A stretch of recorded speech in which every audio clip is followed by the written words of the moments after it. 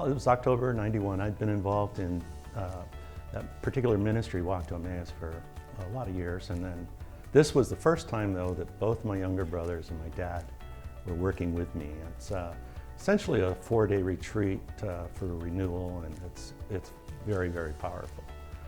What I didn't realize was that was going to be the last time I ever see my brothers. 2 weeks later, my brothers, both Brad and Jeff's wife, Kathy, went to Lake Havasu with Kathy's friend and his girlfriend, the five of them. He was a pilot and he was delivering cargo, making a cargo run to Havasu, and asked them to go. And the next day, though, they never showed up. So we thought, okay, well, maybe they spent the night, but that one day turned into 1 week, and then it turned into 1 month. No plane, no Brad and Jeff and Kathy. You have hope, you hope that maybe something, maybe a mechanical problem and they had to land in the desert. You're hoping just some circumstance came up, but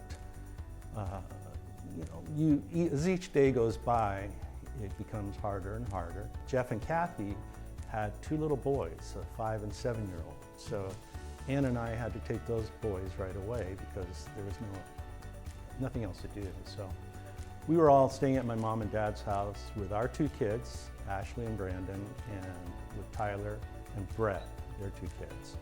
It was the last day. My dad was funding a search in a helicopter. It was the last day of the search, the last 10 minutes. It was my mom and dad's anniversary. They found the plane.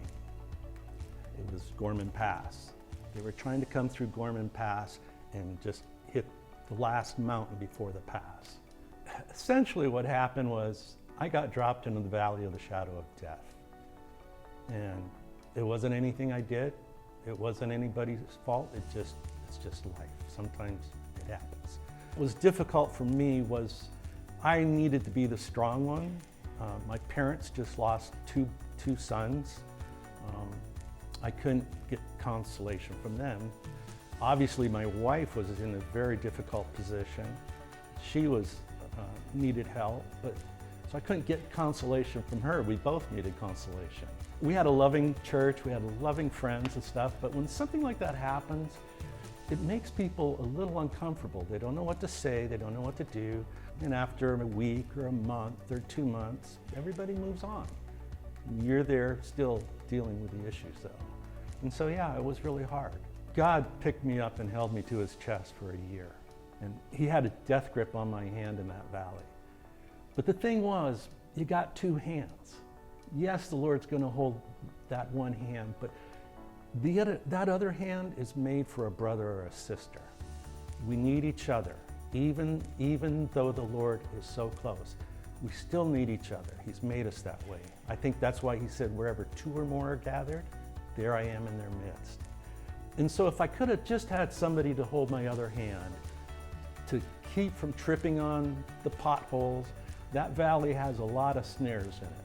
And when it's that deep, it's really easy to get tripped and caught. You know what the most healing thing was? If somebody would have come up to me and said, tell me about your brothers. What kind of fun did you guys do?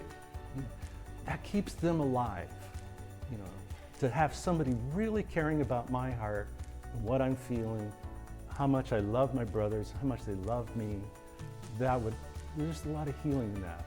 It took me 5 years to feel normal again. And I don't think it would have been nearly that long if I would have had somebody like a Stevens minister to just hear my heart, care about it, and help me walk through that valley. And this is why I believe in the Stevens ministry. I think it's important. It serves a great purpose. It's not that we're there to give advice. We're not there to be a counselor and heal you. It's simply there to listen, to care about you, to have somebody to walk through that valley with you and hold your hand, to give you an audience, somebody that you can share what's going on with you until you feel like you're okay, until you're out of the valley. That's what a Stevens minister is for. The training is extensive. We make sure you're equipped. So there's no reason to not, if you feel even the slightest interest in it, to not move forward. Don't let your own fear keep you from doing something God really wants and needs.